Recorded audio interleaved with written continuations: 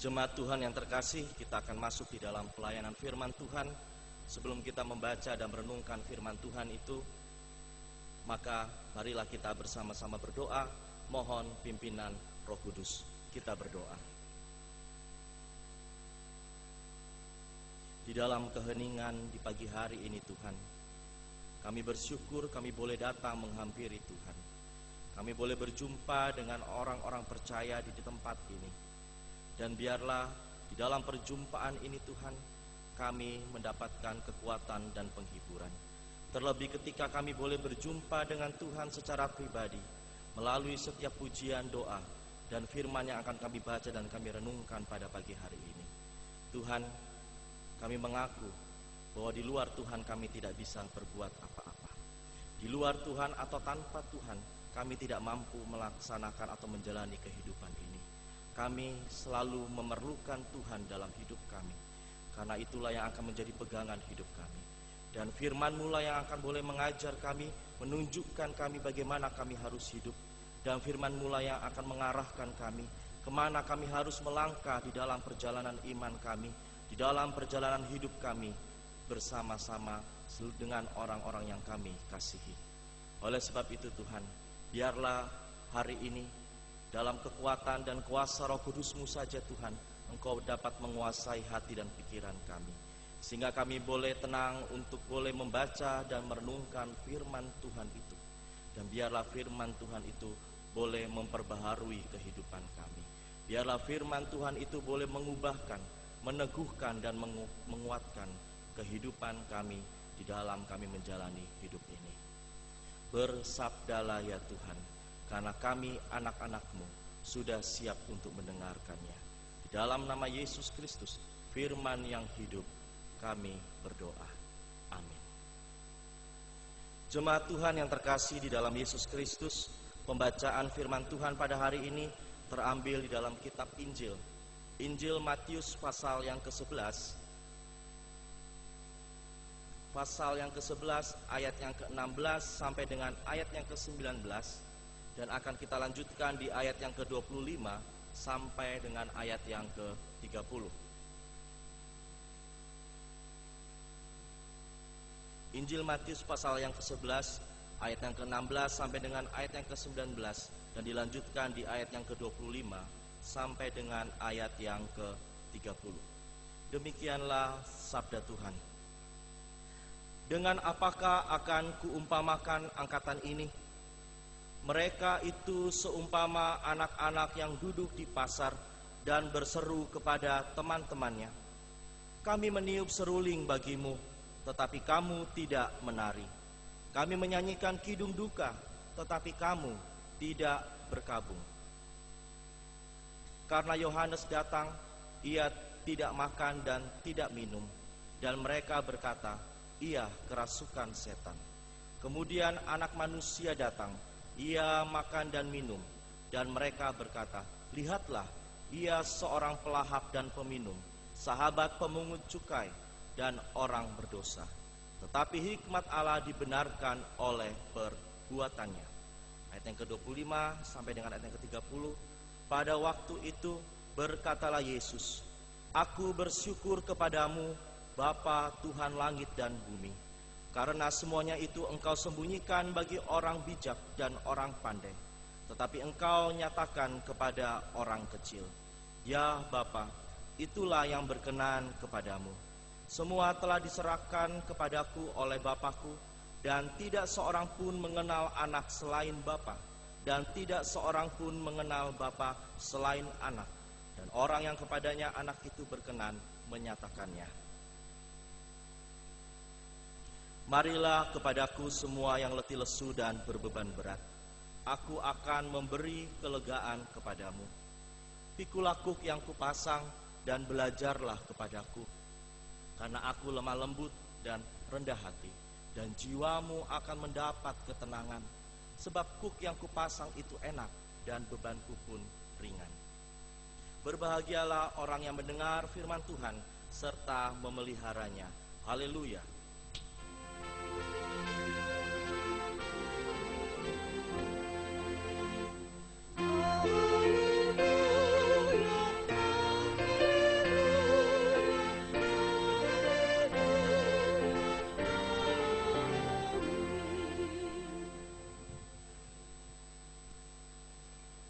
Selamat pagi Bapak Ibu, Shalom. Pada hari ini, di dalam ibadah kita pada pagi hari ini, ketika kita kembali menghayati bulan kesaksian dan pelayanan, tema yang akan kita renungkan bersama-sama melalui pembacaan firman Tuhan di dalam Injil Matius pasal yang ke-11 tadi, bertemakan belajarlah pada Yesus. Belajarlah pada Yesus. Jemaat Tuhan yang terkasih di dalam Yesus Kristus, jika di dalam kehidupan Bapak Ibu Saudara dan saya, ketika kita diperhadapkan oleh sebuah pilihan, di mana mau tidak mau, di dalam kenyataannya kita harus memilih. Bahkan ketika pilihan-pilihan itu semakin banyak, ya, pilihan-pilihan itu semakin banyak, dan kadangkala ketika kita mendengar makin banyak orang berkomentar A, B, C, D, kadangkala itu membingungkan kita. Apalagi ketika pilihan-pilihan itu menyangkut sebuah masa depan kita. Ketika pilihan-pilihan itu yang akan kita pilih menyangkut bagaimana kita hidup untuk ke depan. Seringkali kita berada di sebuah persimpangan karena kita bingung. Kita mau terus, kita mau mundur, kita mau ke kiri atau ke kanan. Dan tidak jarang pula, itu seringkali ketika kita diberhadapkan oleh sebuah pilihan, itu membuat kita semakin takut. Kadangkala kita juga makin bimbang, bahkan kita mungkin juga makin bingung. Aduh, saya harus kemana ya? Jemaat Tuhan yang terkasih di dalam Yesus Kristus, apalagi kalau masalah pilihan itu adalah pilihan tentang iman. Pilihan tentang kehidupan beriman kita. Pilihan yang menyangkut tentang keselamatan bagi kita secara pribadi maupun secara berkelompok. Jemaat Tuhan yang terkasih di dalam Yesus Kristus, mungkin ketika diperhadapkan itu kita tadi saya sebutkan kita bingung, kita bimbang, kita ragu-ragu, mungkin kita akan berputus asa dan lain sebagainya.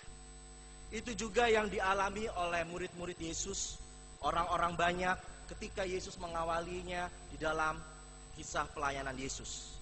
Kalau Bapak Ibu tadi membaca firman Tuhan dalam Injil Matius pasal 11 ayat yang ke-16 sampai dengan ayat yang ke-19 dan dilanjutkan di ayat yang ke-25 sampai dengan ayat yang ke-30.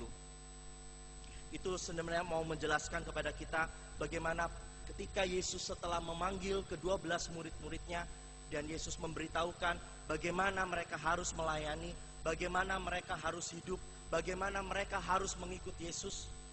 Dan ketika mereka juga diperhadapkan oleh berbagai macam tradisi, ajaran-ajaran di dalam tradisi agama Yahudi. Pada waktu dalam konteks kitab Injil Matius pasal 11 ini, konteksnya adalah mereka sedang menghadapi permasalahan tentang Mesias. Mesias yang akan datang untuk menjemput dan menyelamatkan mereka. Di dalam masa penantian orang Yahudi, murid-murid Yesus tentang seorang atau sosok Mesias, maka makin muncullah nabi-nabi yang datang untuk memberitakan siapakah Mesias itu, siapa yang akan datang. Tak jarang pula kadangkala ada nabi yang mengatakan bahwa sayalah Mesias itu, sayalah yang engkau cari, sayalah yang kalian cari, sayalah yang akan menyelamatkan engkau atau menyelamatkan kita semua. Sehingga itu menimbulkan kebingungan di dalam diri murid-murid Yesus dan orang-orang banyak pada waktu itu. Tetapi Bapak Ibu Saudara yang terkasih dalam Yesus Kristus, di dalam Injil Matius pasal yang ke-11 ini, ketika dalam perenungan kita bersama-sama di ayat yang ke-16 sampai dengan ayat yang ke-19 dan ayat yang ke-25 sampai dengan ayat yang ke-30, kita sedang diajak untuk melihat secara nyata bagaimana kita harus menentukan pilihan-pilihan hidup itu di tengah kebimbangan, di tengah-tengah keraguan di dalam kehidupan ini. Itu juga yang dialami oleh orang banyak pada waktu itu bersama-sama dengan murid-murid Yesus pada waktu itu. Mereka tidak tahu harus bagaimana bersikap, mereka tidak tahu harus bagaimana memilih, mereka tidak tahu harus bagaimana mereka menentukan, melanjutkan perjalanan hidup mereka secara khusus menyangkut tentang kehidupan beriman mereka. Semakin banyak pengajaran-pengajaran yang mereka dengar, semakin banyak orang memberitakan dan menunjukkan siapakah Mesias itu, Sehingga kalau Bapak Ibu membaca dari teks-teks sebelumnya dalam perikop kita pada hari ini, sebenarnya ada dua pribadi yang sedang ditonjolkan. Pertama yaitu pribadi Yesus dan pribadi Yohanes Pembaptis.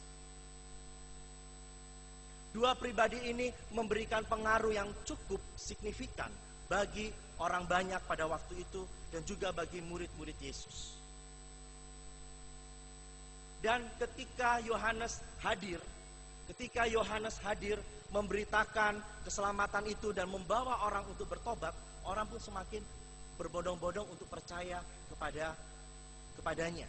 Bahkan mereka menganggap jangan-jangan yang di hadapan saya ini adalah seorang Mesias. Yohanes dianggap sebagai seorang Mesias karena bagi mereka sangat menantikan Mesias itu yang belum kunjung datang. Ketika kehadiran Yesus memulai pelayanannya bersama-sama dengan murid-murid, dan Yesus banyak melakukan mujizat-mujizat, menyembuhkan orang sakit, membangkitkan orang yang mati, menyembuhkan orang yang buta dan lain sebagainya, terus membuat pemungut cukai bertobat dan lain sebagainya. Yang secara notabene kita melihat bahwa ketika Yesus dalam pelayanannya, Yesus justru banyak bersentuhan dengan orang-orang yang disingkirkan oleh masyarakat Yahudi atau petinggi-petinggi agama Yahudi pada waktu itu. Sehingga kehadiran Yesus itu juga membuat mereka antara percaya dan tidak percaya. Makin bimbang, siapa dia? Tiba-tiba dia datang melakukan banyak mujizat. Tiba-tiba dia datang duduk dengan orang-orang berdosa. Mereka duduk dengan orang-orang yang sangat dikucilkan oleh masyarakat atau dalam tradisi agama Yahudi oleh para petinggi-petinggi agama Yahudi. Bahkan ketika mereka sedang menanyakan apakah engkau Mesias, orang banyak mulai ragu-ragu. Jangan-jangan ini bukan Mesias. Kalau Mesias bagi mereka, bagi pemikiran mereka, kalau Mesias ngapain dia harus duduk dengan orang-orang yang dikucilkan oleh masyarakat di dalam pemikiran oleh para petinggi-petinggi agama Yahudi. Tetapi kenapa ini tidak? Kenapa justru Yesus hadir bagi mereka-mereka yang tersingkirkan, bagi mereka-mereka yang dilihat oleh sebelah mata saja. Sehingga timbul makin keraguan, kebimbangan dan lain sebagainya. Oleh sebab itu, melalui perikop kita pada hari ini, Matius pasal 11 ayat yang ke-16 sampai dengan ayat ke-19 itu menggambarkan bagaimana Yesus berusaha menjelaskan siapakah dirinya. Yesus berusaha meyakinkan siapakah dirinya. Bahwa ketika mereka melihat mujizat-mujizat yang dilakukan oleh Yesus, Yesus sebenarnya menunjukkan bahwa dialah Mesias yang dinanti-nantikan oleh mereka. Tetapi ternyata Bapak Ibu yang terkasih di dalam Yesus Kristus itu tidak cukup untuk menguatkan atau menghibur orang banyak pada waktu itu atau murid-murid pada umumnya pada waktu itu. Semakin banyak mereka menimbulkan keraguan-raguan di dalam kehidupan mereka. Sehingga melalui apalagi dengan ajaran-ajaran agama Yahudi, tradisi-tradisi agama Yahudi yang begitu banyak dan di mana mereka harus bisa mematuhinya, itu membuat mereka semakin tidak percaya diri dan lain sebagainya. Pokoknya suatu hal yang tidak mengenakan mereka rasakan di dalam perjalanan kehidupan beriman mereka. Sehingga di dalam mereka menjalani kehidupan kehidupan agama mereka, di dalam kehidupan beriman mereka banyak menimbulkan keraguan-raguan. Dan seolah-olah ketika mereka menjalankan ritual-ritual keagamaan itu menjadi beban bagi mereka. Seolah-olah mereka dalam kondisi terkungkung, mereka berada dalam ruang isolasi, membuat mereka tidak bisa bebas bergerak dan lain sebagainya. Sehingga Bapak Ibu Saudara yang terkasih di dalam Yesus Kristus itu terbaca, dan itu dibaca jelas oleh Yesus ketika Yesus melakukan pelayanannya kepada murid-muridnya dan kepada orang-orang banyak di sekitar Galilea dan sekitarnya. Oleh sebab itu di ayat yang ke-28 sampai dengan ayat yang ke-30, ketika Yesus berusaha melihat apa yang mereka butuhkan, apa yang harus membuat mereka lega, membuat mereka supaya dalam menjalankan ritual-ritual keagamaan di dalam seluruh tatanan acara keagamaan Yahudi itu membuat mereka tidak merasa setengah-setengah hati atau merasa menjadi beban berat, maka Yesus menawarkan sesuatu yang luar biasa. Dan itu terlihat di dalam ayat yang ke-28 sampai dengan ayat yang ke-30. Yesus mengatakan, marilah kepadaku semua yang letih lesu dan berbeban berat. Aku akan memberi kelegaan kepadamu. Pikulah kuk yang kupasang dan belajarlah padaku, karena aku lemah lembut dan rendah hati, dan jiwamu akan mendapat ketenangan. Sebab kuk yang kupasang itu enak dan bebanku pun ringan.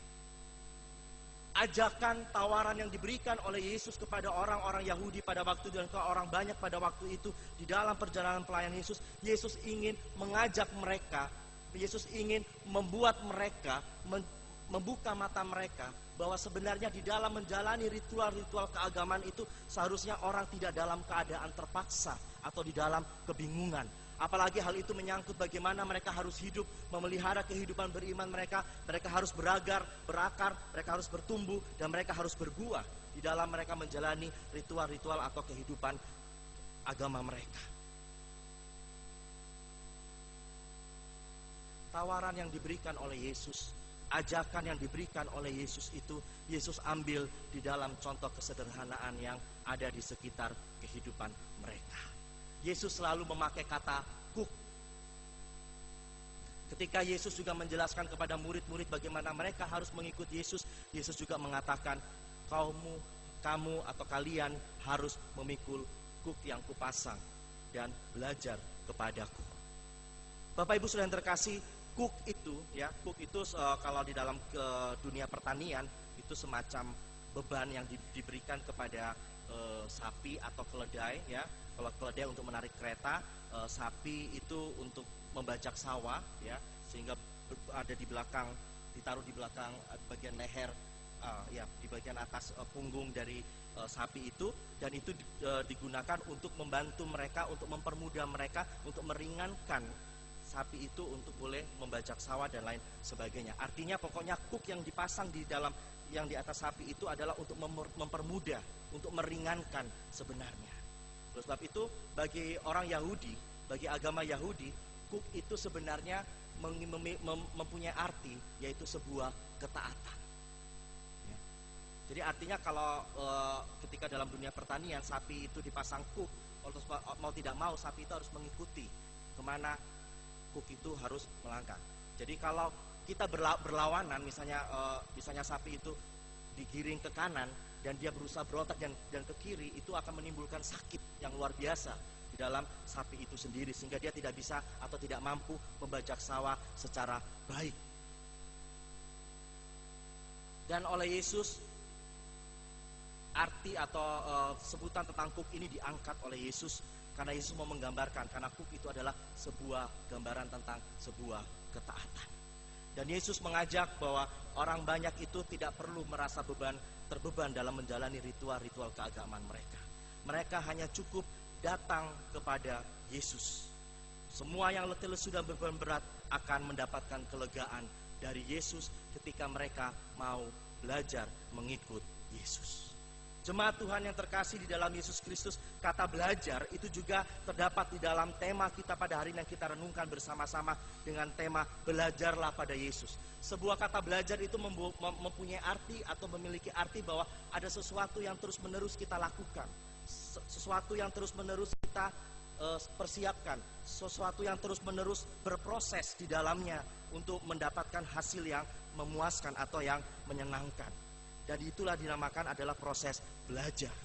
Artinya ketika Yesus mengajak orang banyak itu yang merasa letih lesu dan beban berat untuk belajar kepada Yesus, orang banyak itu diajak oleh Yesus sebenarnya bahwa bukan untuk menghilangkan beban mereka, tetapi di dalam beban mereka, di dalam keraguan-raguan mereka, di dalam kebimbangan mereka, ketika mereka mempercayakan itu kepada Yesus dan belajar kepada Yesus dan melibatkan Yesus masuk di dalam kehidupan mereka, maka percayalah, Yesus memberi jaminan bahwa mereka akan mendapatkan kelegaan yang luar biasa.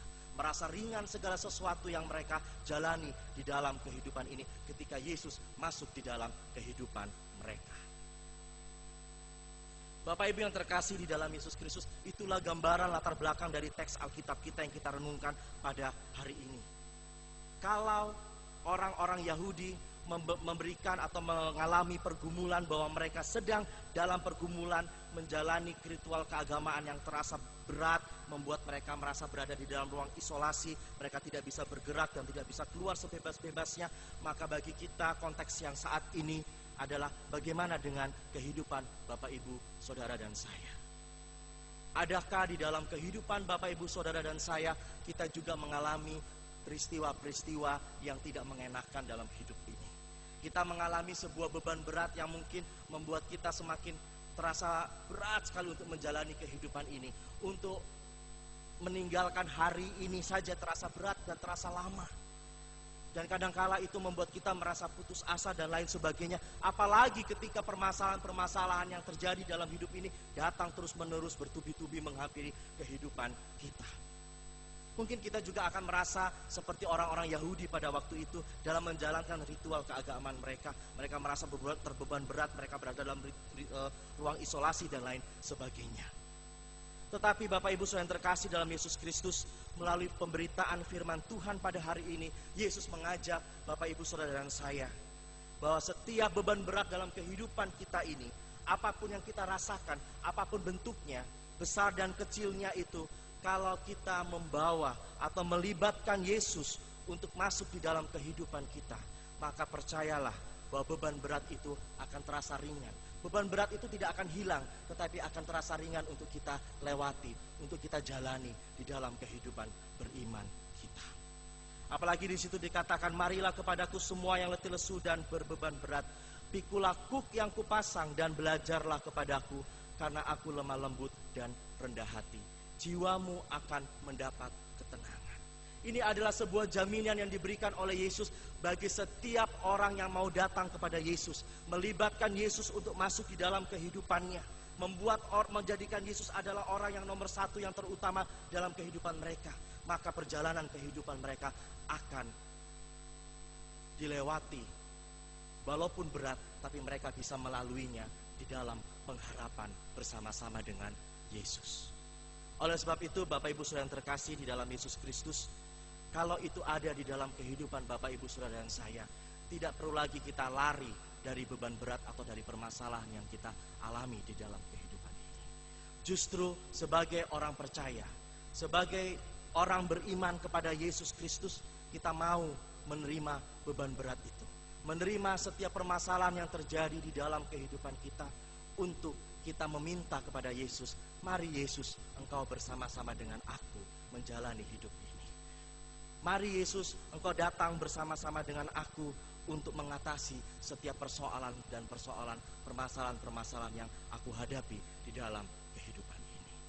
Itulah kehidupan orang beriman yang harus kita nyatakan, harus kita tunjukkan sebagai orang-orang yang percaya kepada Yesus.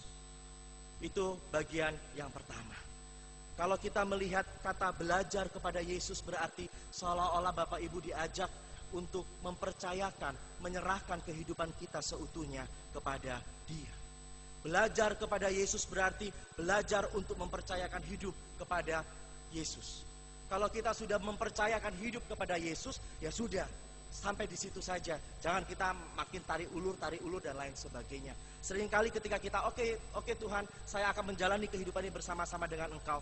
Tetapi ketika makin bertubi-tubi beban berat itu, kita meragukan, aduh jangan-jangan Tuhan ini sedang tidak berada dalam kehidupan saya.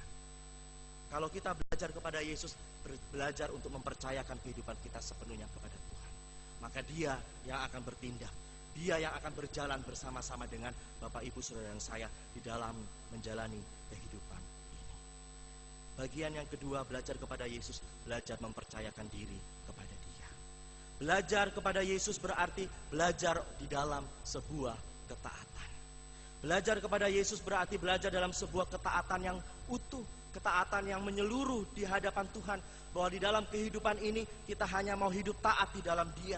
Apapun yang kita alami, saya tidak akan pernah menyangkal atau meninggalkan Dia. Tapi di dalam ketaatan itulah saya akan merasakan bahwa Yesus itu akan hadir dan selalu hadir untuk menolong kehidupan saya.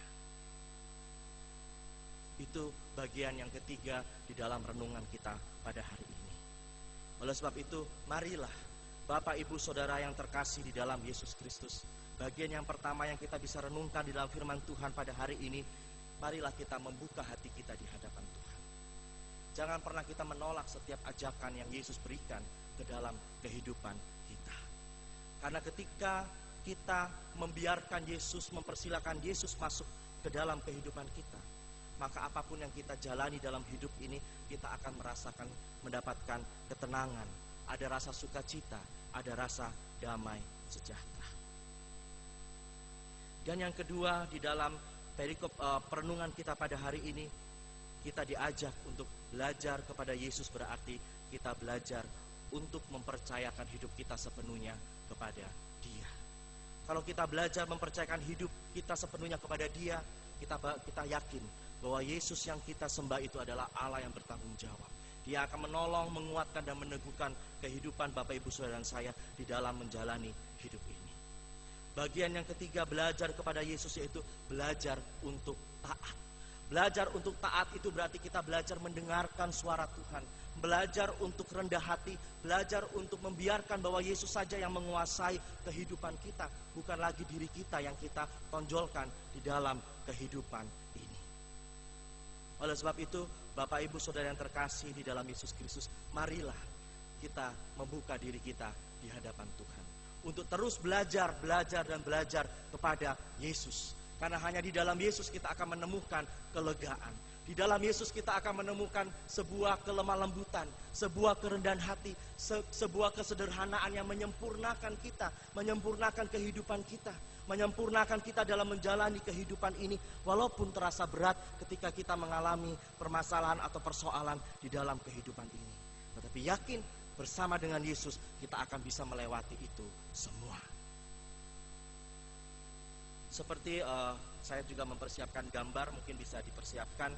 Gambaran ini mungkin membantu Bapak, Ibu, Saudara saya untuk berefleksi sejenak untuk menjalani kehidupan ini bersama-sama dengan Yesus.